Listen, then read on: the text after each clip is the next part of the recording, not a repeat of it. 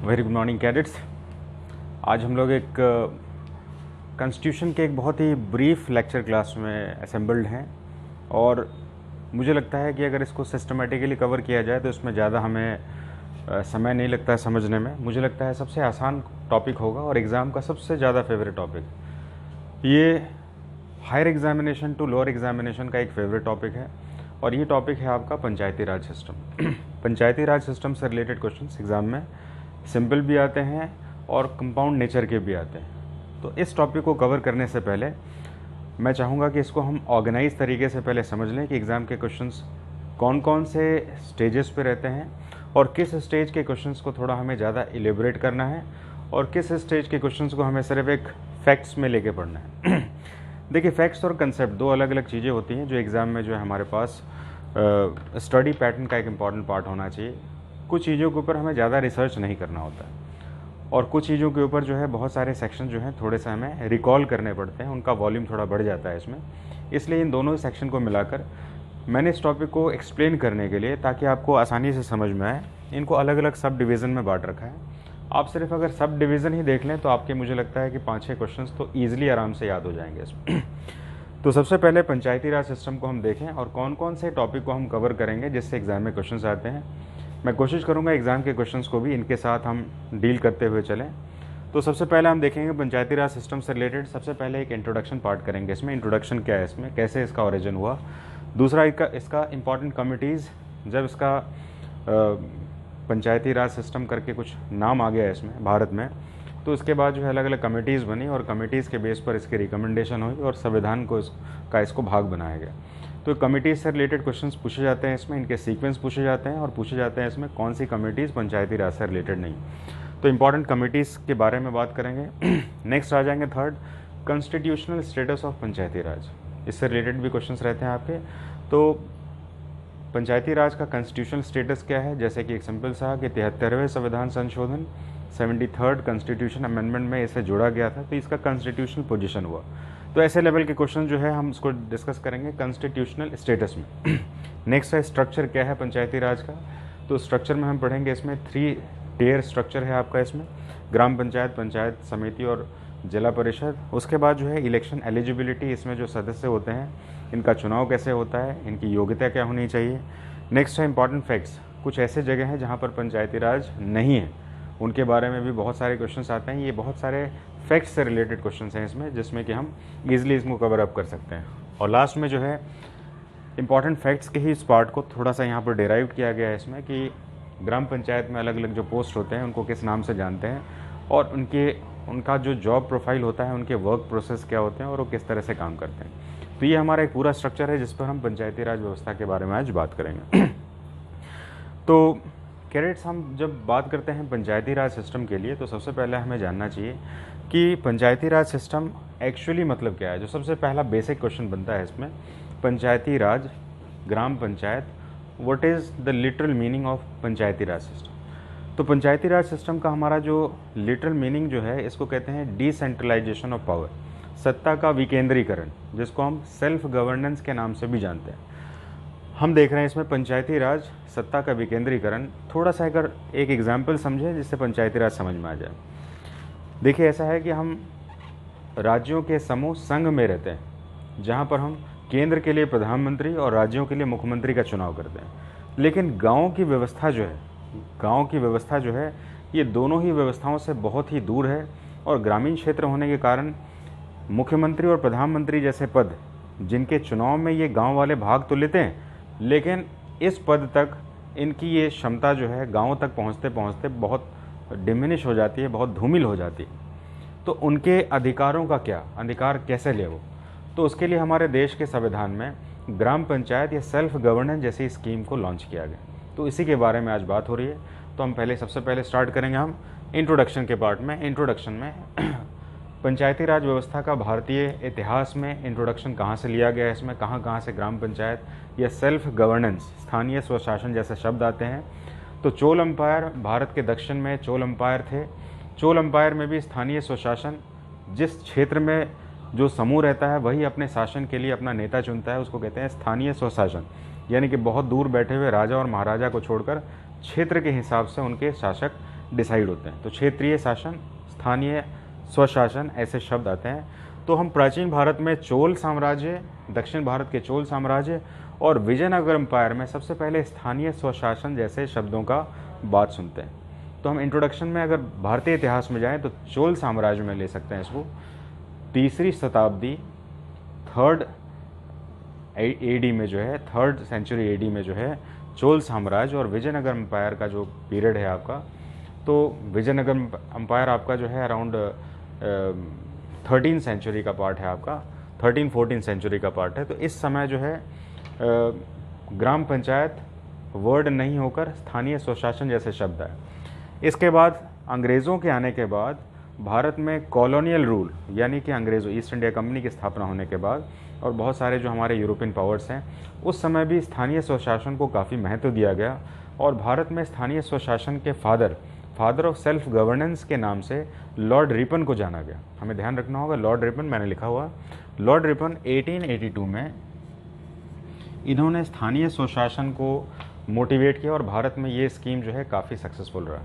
Next जो है हमें ध्यान रखना होगा, स्थानीय स्वशासन के नाम से या तो ग्राम पंचायत है और शहरों यानी कि अर्बन जो गवर्नेंस है उसको हम म्यूनिसिपैलिटीज़ के नाम से जानते हैं।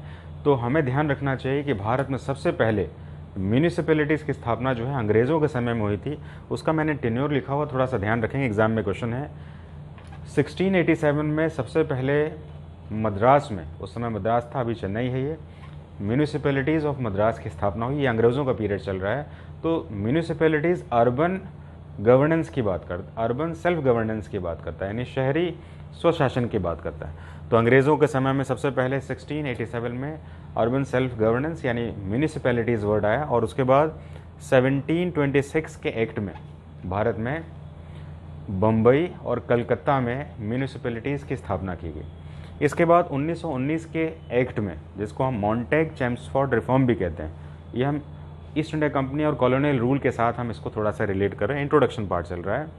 तो 1919 में भी जो है सेल्फ गवर्नेंस को यहाँ पर मोटिवेट किया गया। हमें ध्यान रखना होगा, अभी तक यहाँ पर पंचायत वर्ड नहीं आया है, स्थानीय स्वशासन और सेल्फ गवर्नेंस जैसे वर्ड आए हैं जो कि इंट्रोडक्शन पार्ट में है।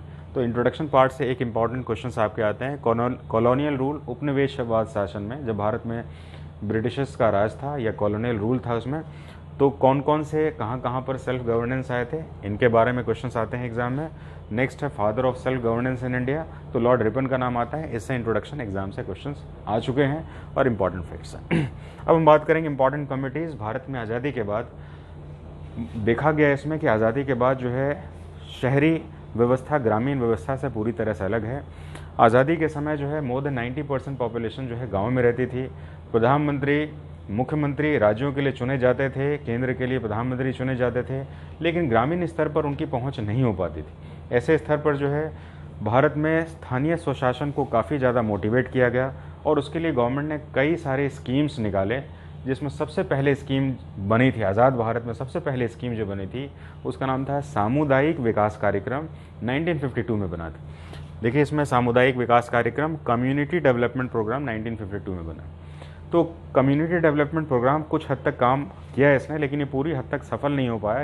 इससे जो एक्सपेक्टेशन थी वो पूरी नहीं हुई, लेकिन एग्ज़ाम में सीक्वेंस के लिए एग्ज़ाम का क्वेश्चन बनता है। इसके बाद गवर्नमेंट ने दूसरा एक स्कीम लॉन्च किया जिसका नाम था आपका नेशनल विस्तार सेवा, राष्ट्रीय विस्तार सेवा। राष्ट्रीय विस्तार सेवा को 1953 जस्ट एक साल बाद कम्युनिटी डेवलपमेंट प्रोग्राम सामुदायिक विकास कार्यक्रम के जस्ट एक साल बाद लॉन्च किया गया और इसने भी कुछ हद तक काम किया, लेकिन उस आधार पर रिजल्ट नहीं आ पाया जिसकी सरकार ने उम्मीद की थी कि स्थानीय स्तर पर जो है शासन की मांग को पूरी की जा सके। इसके बाद केंद्रीय स्तर पर जो है अलग अलग कमेटीज़ बनाई गई, जिससे कि गांव के स्तर पर यानी कि सत्ता का विकेंद्रीकरण, ये वर्ड विकेंद्रीकरण भी थोड़ा ध्यान रखना है। भारतीय संविधान में सत्ता का विकेंद्रीकरण, केंद्र कहाँ पर है सत्ता का? प्रधानमंत्री के चेयर पर। जो हमारा मंत्रिमंडल है केंद्र में, वहाँ पर सत्ता है, पावर है। तो ये पावर का ये सेंट्रलाइज्ड है, लेकिन इसको जब डिसेंट्रलाइज करेंगे तो कहाँ तक जाना चाहिए? तो गाँव तक जाना चाहिए। तो प्रधानमंत्री ऐसा क्या काम करे जिससे गाँव तक अपनी पहुँच को बना सके? तो यानी कहने का मतलब है प्रधानमंत्री देश का प्रमुख ऐसा किस व्यवस्था को जन्म दे जिससे कि गाँव के स्तर पर वो व्यवस्था पहुंच सके, वो वहाँ तक जो है गवर्नेंस जा सके। इसके लिए जो स्कीम बनाएगी उसके लिए सबसे पहले बलवंत राय मेहता कमेटी नाम की एक कमेटी बनी थी। बलवंत राय मेहता कमेटी को बनाने के बाद इससे कहा गया कि ग्रामीण स्तर पर किस तरह से इसको काम करना चाहिए। इस स्तर पर बनाने के बाद 1957 में बलवंत राय मेहता कमेटी ने अपनी रिपोर्ट को सबमिट किया। 1957 में जब ये सबमिट किया तो इसने 3 टियर स्कीम बनाया, यानी कि भारत में कहा कि 3 टियर स्कीम, 3 स्तर पर पंचायतों को काम करना चाहिए जिससे कि ये काम को अच्छे से कर पाए, केंद्र से भी जुड़े, राज्यों से भी जुड़े और ग्रामीण स्तर से भी जुड़कर जो है एक साथ मिलकर काम करें। कैसे 3 स्तर पर काम करते हैं, ज़रा इसको चीज़ को ध्यान रखेंगे इसमें। जैसे कि ग्राम स्तर पर हम देखते हैं ग्राम का एक पंचायत प्रमुख हो सकता है। पंचायत समिति के आधार पर हम देखते हैं उसका एक ब्लॉक का प्रमुख होता है जो कि एक गवर्नमेंट एम्प्लॉय होता है और यहाँ पर इसका ये हेड होता है, गवर्नमेंट एम्प्लॉय जो कि पंचायत समिति का हेड होता है। जिला परिषद के जो गवर्निंग बॉडीज़ के मेंबर्स में एमपीज़ आ जाते हैं। तो एमपी कहाँ पर बैठते हैं? पार्लियामेंट में। तो पार्लियामेंट में उस गांव की रिपोर्टिंग की जा सकती है, यानी कि ग्राम पंचायत, पंचायत समिति, जिला परिषद और जिला परिषद से जो क्षेत्र के जो सांसद आते हैं, विधायक आते हैं, तो विधायक इस मांग को अपने विधानसभा में और सांसद इस मांग को केंद्र में रखते हैं, जिससे कि ग्राम स्तर पर देश जुड़ जाता है। तो इस तरह से सत्ता का विकेंद्रीकरण की बात को बलवंत राय मेहता कमेटी ने 1957 में रिकमेंड किया। इस रिकमेंडेशन को कहा गया कि इसको हम पहले एक्सपेरिमेंट तौर पर देखते हैं कि काम होता है कि नहीं। और इस एक्सपेरिमेंट को सबसे पहले राजस्थान राज्य के नागौर जिले में, राजस्थान के नागौर में 2 अक्टूबर 1959 में सबसे पहले लागू किया गया। 2 अक्टूबर क्यों लागू किया गया? हमें पता है कि गांधी जयंती है और गांधी जी ग्रामीण विकास को लेकर काफ़ी ज़्यादा कॉन्शियस थे और इसलिए गांधी जी के इस प्रेरणा के आधार पर ही जो हमने 2 अक्टूबर का डेट चुना था इसमें। तो 2 अक्टूबर 1959 को जो है राजस्थान के नागौर में इसको लॉन्च किया गया था। ये एक्सपेरिमेंटल स्टेटस था। ये एक्सपेरिमेंट होने के बाद हमने देखा कि ये सफल हो गया इसमें, तो उसके बाद हमने आंध्र प्रदेश नामक राज्य में सबसे पहले इसको लॉन्च कर दिया। तो यहाँ पर राजस्थान का एक जिला नागौर है और आंध्र प्रदेश एक राज्य है।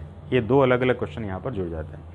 यहाँ पर बलवंत राय मेहता की कमेटी की रिपोर्ट आ गई और इस आधार पर भारत में जो है पंचायतों ने काम करना स्टार्ट कर दिया। हमें ध्यान रखना होगा अभी तक ये संवैधानिक स्तर नहीं है, इसका संवैधानिक स्तर यहाँ पर आएगा।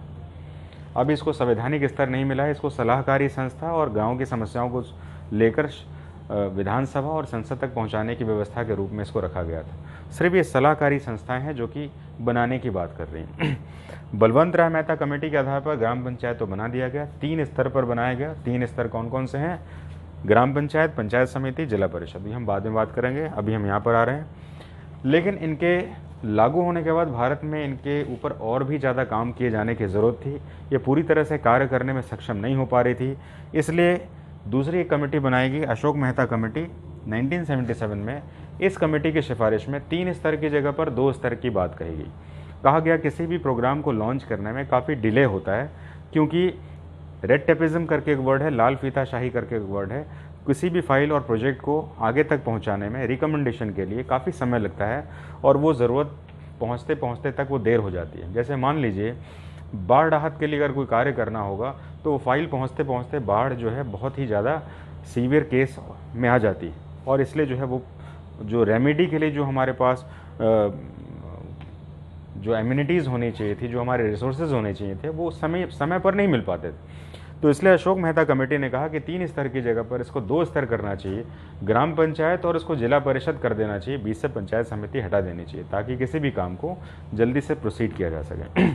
हालांकि इस कमेटी की रिकमेंडेशन को एक्सेप्ट नहीं किया गया इसमें, लेकिन फिर भी ये कमेटी ज़रूरी है एग्ज़ाम के सीक्वेंस के लिए। और पूछा जाता है किस कमेटी ने पंचायत को 2 स्तर पर रखने की बात की थी। 2 टियर सिस्टम का रिकमेंडेशन किसने दिया था? तो अशोक मेहता कमेटी ने दिया था। नेक्स्ट आते हैं GV.K. Rao committee. GV.K. Rao committee 1985 में बनाई गई। इसने पंचायतों की शक्ति को बढ़ाने की बात की। इसने कहा कि पंचायतों के पास जो कार्य दिए जाते हैं ये कार्य इंप्लीमेंट नहीं हो पाते क्योंकि इनके पास कोई लीगल स्टेटस नहीं है, इनको एम्पावर्ड करना चाहिए। तो एम्पावर्ड करने की बात को देखा गया और बाद में इसी के आधार पर एक और कमेटी बनाई गई जिसका नाम था LM सिंघवी कमेटी। ये बहुत इंपॉर्टेंट कमेटी है क्योंकि इसी कमेटी के आधार पर भारत में इसको कॉन्स्टिट्यूशनल स्टेटस बाद में मिल रहा है। बाद में कहा गया कि पंचायत अपने पूरे स्टेटस पर आ चुकी हैं और पंचायतों को अगर हमने एक कॉन्स्टिट्यूशनल स्टेटस दे दिया, हमें पता होना चाहिए अभी तक पंचायत कॉन्स्टिट्यूशनल स्टेटस में नहीं है, क्योंकि हमारे देश का संविधान तो 26 जनवरी 1950 के दिन लागू हो गया और हम बात कर रहे हैं कि 1977 तक 1957 तक सिर्फ इसकी कमिटीज़ बन रही, यानी ग्राम पंचायत कॉन्स्टिट्यूशनल स्टेटस में अभी नहीं है। तो एल.एम. सिंघवी ने 1986 में एक रिकमेंडेशन दिया कि हमें इसको कॉन्स्टिट्यूशनल स्टेटस देना चाहिए और कॉन्स्टिट्यूशनल स्टेटस के बाद इसके कुछ अधिकार देने चाहिए ताकि इन अधिकारों के आधार पर ये गांव के लेवल पर जो है अपनी समस्याओं का समाधान कर सके, जिसमें इनके न्यायिक अधिकार भी, जुडिशल पावर को भी इंक्लूड करना चाहिए। हमें ध्यान रखना चाहिए कि आज गाँव के पास, गाँव के सरपंच के पास जुडिशल पावर भी है। तो इसकी शुरुआत जो है एल.एम. सिंघवी रिकमेंडेशन के बेस पर हुई थी कि गांव के पंचायतों को कॉन्स्टिट्यूशनल राइट दिया जाए और इनके पास इनको जुडिशल अधिकार भी दिया जाए, जिससे कि कुछ लेवल तक जो है अपने ये जुडिशल अधिकारों का प्रयोग करके डिस्प्यूट्स को सॉल्व करें। जुडिशल अधिकार का मतलब क्या है? जैसे कि मान लेते हैं कुछ 10,000 से नीचे के मुकदमे जो होते हैं, जैसे गाय बकरी चोरी हो गई, कुछ हो गया इसमें, किसी का कंपनसेशन या फाइन लगाना है इसमें, तो इतने केसेस को कोर्ट में ले जाने से वो काफ़ी डिलेड हो जाते हैं और गाँव की समस्या और ज़्यादा बढ़ जाती है। तो इसलिए जो है ये जुडिशल राइट देने की भी बात की गई। इस कमेटी के रिकमेंडेशन को एक्सेप्ट किया गया। हालांकि ये पीरियड तो राजीव गांधी का था ये, लेकिन एल.एम. सिंघवी रिपोर्ट जो है राजीव गांधी के टेन्योर में इम्प्लीमेंट नहीं हो पाई और बाद में इसको पी.वी. नरसिम्हा राव की गवर्नमेंट में 1992 में कॉन्स्टिट्यूशनल स्टेटस के रूप में एक्सेप्ट किया गया। इससे रिलेटेड हम बात करेंगे इस सेक्शन के नेक्स्ट पार्ट में आते हैं। अब इसका कॉन्स्टिट्यूशनल स्टेटस क्या है, इसके बारे में थोड़ा डिस्क्रिप्शन लेते हैं। यहाँ तक हम पहुँच चुके हैं, उम्मीद है कि ये क्लियर हो रहा होगा। एक एक करके जाएंगे, सारे क्वेश्चंस क्लियर हो जाते हैं। अब हम देख रहे हैं इसमें कॉन्स्टिट्यूशनल स्टेटस क्या है। इसका कॉन्स्टिट्यूशनल स्टेटस में जब हम बात करते हैं इसमें, तब हम देख रहे हैं कि जब हम ग्राम पंचायतों को एल.एम. सिंघवी रिपोर्ट की रिकमेंडेशन पर मान लिया गया और पी.वी. नरसिंह राव कमेटी ने इस स्टेटस को कहा कि नहीं ठीक है, हम इसको कॉन्स्टिट्यूशनल स्टेटस देंगे इसमें, तब भारतीय संविधान में संशोधन किया गया, अमेंडमेंट किया गया और 73rd कॉन्स्टिट्यूशन अमेंडमेंट 1992, देखिए अमेंडमेंट 1992 के नाम से, क्योंकि ये सबसे पहले बिल प्रस्तुत किया गया था और बाद में 93 में अप्रूव हुआ था। तो कॉन्स्टिट्यूशन का पूरा नाम रखा जाता है 73rd अमेंडमेंट 1992, ये पूरा नाम है। इस चीज़ को ध्यान रखिएगा, कहीं ये नहीं 93 में कन्फ्यूज़ हो जाना है। 93 में बिल पास हुआ था संसद से, इसलिए वो 93 भी लिखा जाता है, 92, 93। 93 में प्रस्ताव आया था संसद में, 93 में पास हुआ था, तो 92, 93 दोनों वर्ड लिखा जाता है। लेकिन इस अमेंडमेंट का नाम है 73rd अमेंडमेंट 1992, जिसमें कि ग्राम पंचायतों को भारतीय संविधान में एक लीगल स्टेटस दिया गया, उनको एक कॉन्स्टिट्यूशनल स्टेटस दिया गया। इससे पहले सिर्फ एक सलाहकारी संस्था के रूप में थी। इससे जुड़े हुए कुछ महत्वपूर्ण बातें हैं कि कौन कौन से संवैधानिक परिवर्तन आ गए, वो थोड़ी सी बात करें। हम देख रहे हैं 73rd अमेंडमेंट 1992 में जब ग्राम पंचायत को हमने एक्सेप्ट कर लिया, तो भारतीय संविधान में संशोधन करके 11th शेड्यूल को जोड़ा हमने। भारतीय संविधान के शेड्यूल को मैंने पहले आपको बताया था, तो 11th शेड्यूल जो है आपका, यानी कि 11वीं अनुसूची जो है, उसमें ग्राम पंचायत को जोड़ दिया गया। भारतीय संविधान में अनुसूचियों की संख्या कितनी है? 12 अनुसूची है, जिसमें 11 अनुसूची का नाम है ग्राम पंचायत। तो 73rd अमेंडमेंट से हमने ग्राम पंचायत को जोड़ा और भारतीय संविधान के 11वीं अनुसूची में ग्राम पंचायत को भारतीय संविधान का एक भाग बना दिया गया। नेक्स्ट, इसको भारतीय संविधान के भाग में हमें पता होना चाहिए कि भारतीय संविधान में 25 भाग रखे गए थे इसमें, तो 25 भाग के साथ जो है 9वें भाग में जो है ग्राम पंचायत को जोड़ दिया गया, यानी कि पार्ट 9 में इसको भारतीय संविधान का भाग बनाया गया।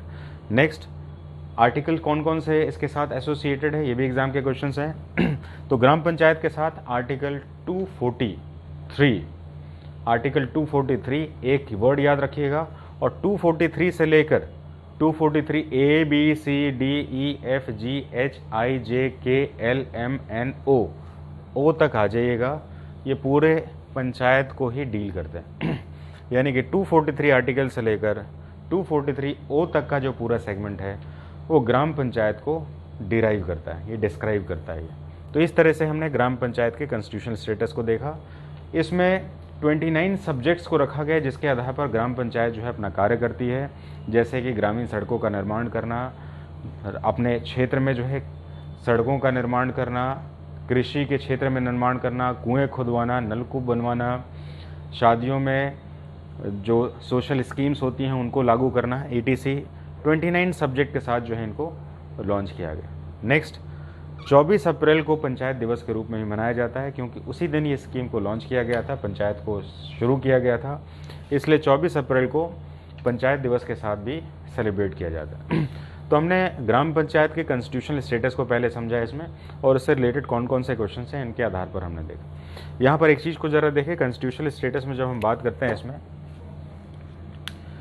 तो ग्राम पंचायत क्योंकि राज्यों में रहती है इसमें, लेकिन केंद्र स्तर पर आर्टिकल,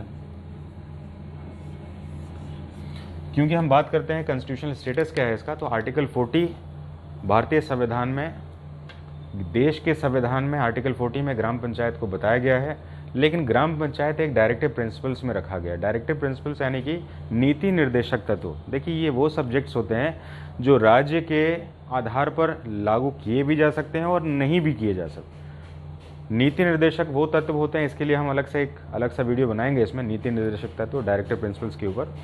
डायरेक्टिव प्रिंसिपल्स वो सब्जेक्ट्स होते हैं जिसके ऊपर राज्यों को ये निर्देश दिया जाता है कि ऐसे वो कार्य करें, लेकिन अगर वो नहीं करें तो क्या हो, नहीं करें तो इसके लिए उनको न्यायालय में चुनौती नहीं दी जा सकती।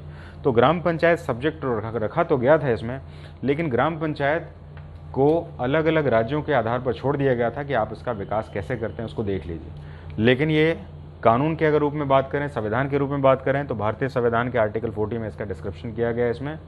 तो ये नीति निर्देशक तत्व में है, इसको ध्यान रखना होगा। डायरेक्टिव प्रिंसिपल्स,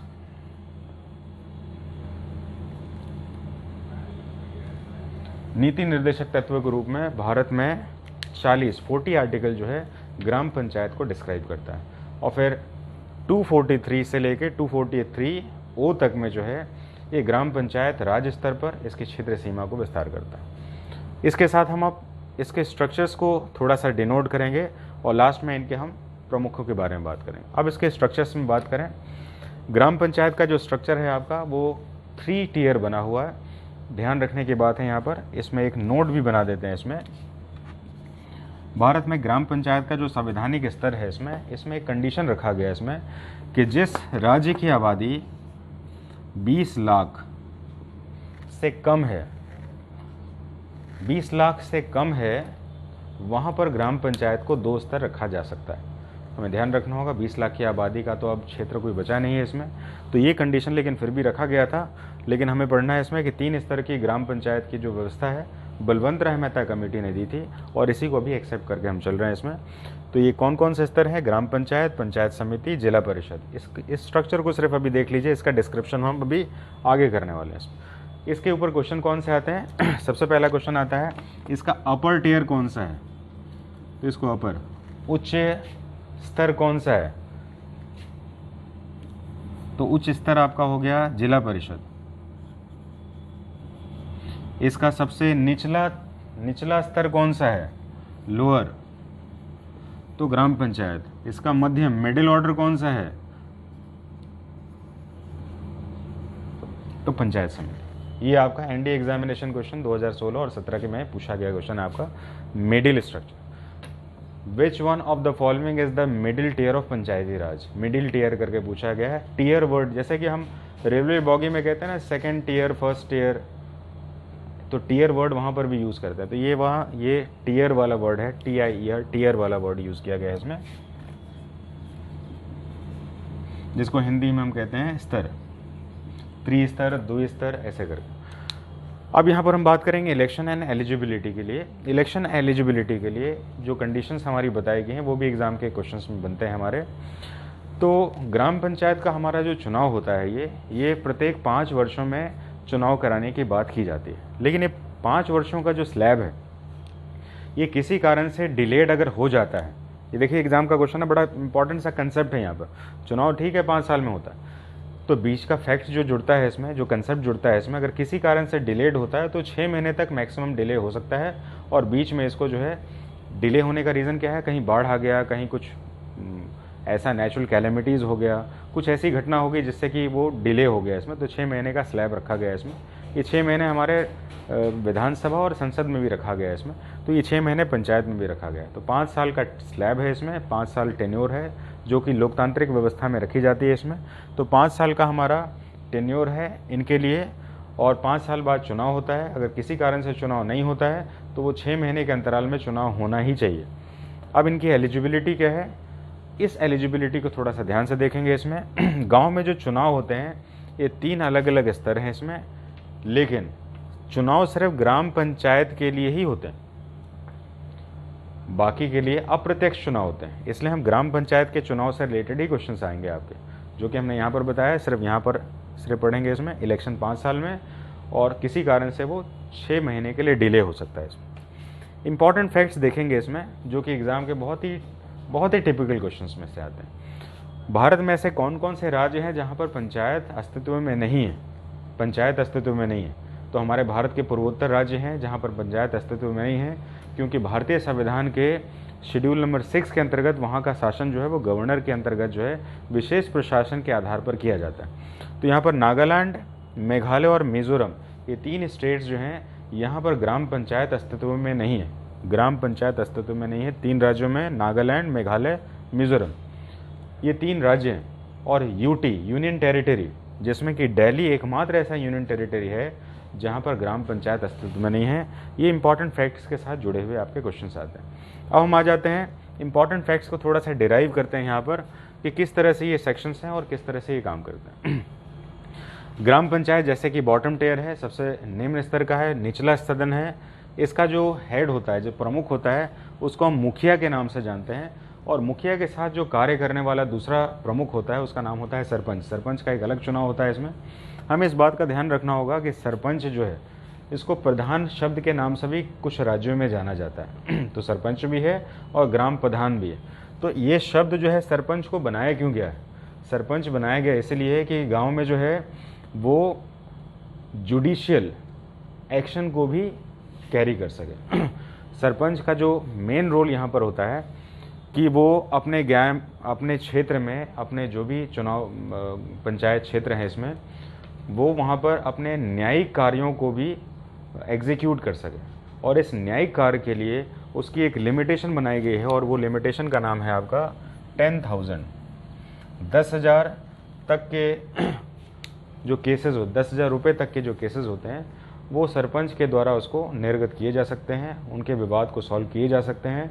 जैसे कि गाय, बकरी, किसी भी क्षेत्र का, किसी भी चोरी के ऊपर, तो इस अगर स्तर का केसेस आते हैं तो वो अपने क्षेत्र में कर सकते हैं इसमें, और इसके ऊपर के केसेस को उनको फिर अपने भारत के न्याय व्यवस्था के अंतर्गत कोर्ट में भेजना होगा। हालांकि इनके द्वारा असंतुष्ट व्यक्ति भी कोर्ट में जा सकते हैं, लेकिन सबसे पहले इनको सरपंच के माध्यम से इनका क्रियान्वयन या एग्जीक्यूशन किया जाना चाहिए।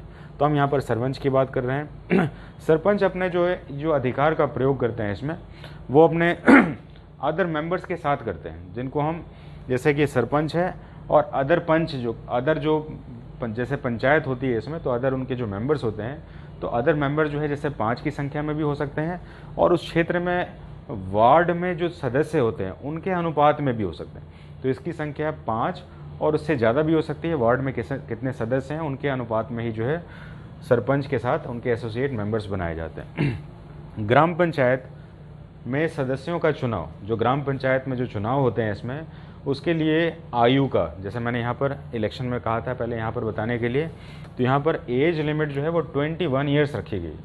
ये 21 ईयर्स का एज जो है वो बड़ा ही एग्ज़ाम का इम्पॉर्टेंट और टर्निंग पॉइंट वाला क्वेश्चन होता है। बहुत सारे लोग जो है 25 ईयर्स को अपना बेस मानते हैं, 30 ईयर्स को राज्यसभा का बेस मानते हैं। तो कहते हैं लोकसभा में चुनाव होता है, राज्य में भी जो है विधानसभा के चुनाव होते हैं, तो 25 साल होते हैं, तो इसके लिए भी यही होगा।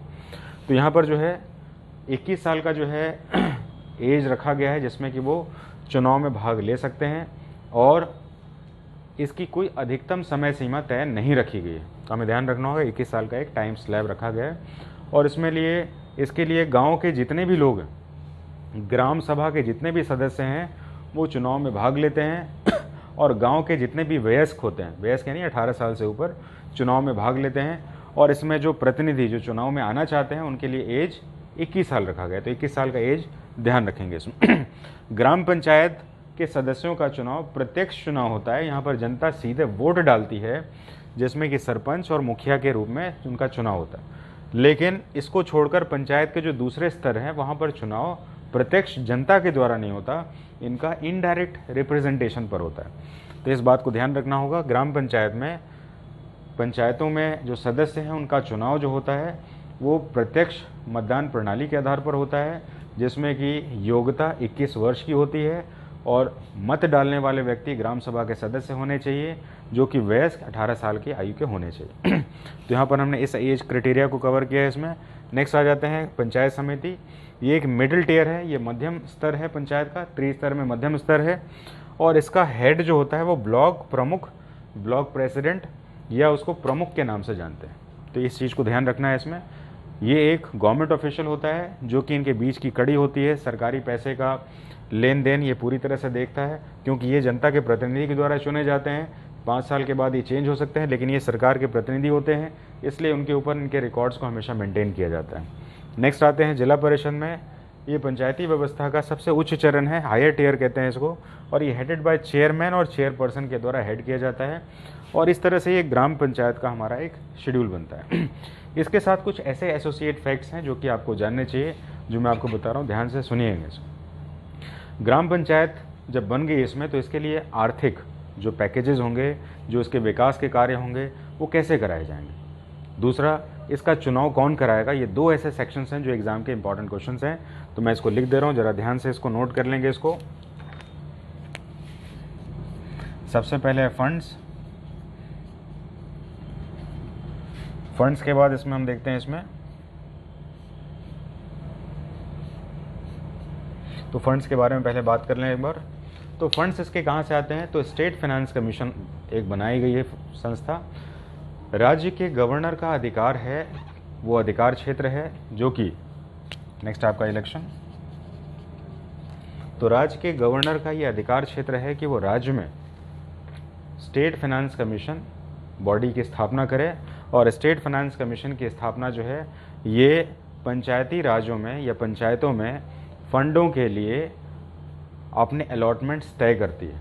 हमें इस बात का ध्यान रखना होगा, गवर्नर के द्वारा बनाए गए स्टेट फाइनेंस कमीशन जो है ये पूरी तरह से जो है state finance commission, national finance commission जो हमारे भारतीय संविधान के आर्टिकल 280 में बताई गई है, इसमें फाइनेंस कमीशन जो है उनके साथ लिंक्ड है और वो उनकी सलाह पर इनके फंड को बढ़ा भी सकती है और उनको सीमित भी कर सकती है। तो स्टेट फाइनेंस कमीशन की स्थापना कौन करेंगे, तो राज्यपाल करेंगे और प्रत्येक 5 वर्षों पर इसकी स्थापना की जाती है और इसके लिए ग्राम पंचायतों को फंड्स का निर्धारण करना होता है और ये फंड का निर्धारण जो है ये सेंट्रल फाइनेंस कमीशन जो कि भारतीय संविधान के आर्टिकल 280 में उसकी व्याख्या के साथ जुड़ता है, वो उसको बढ़ा भी सकते हैं इसमें।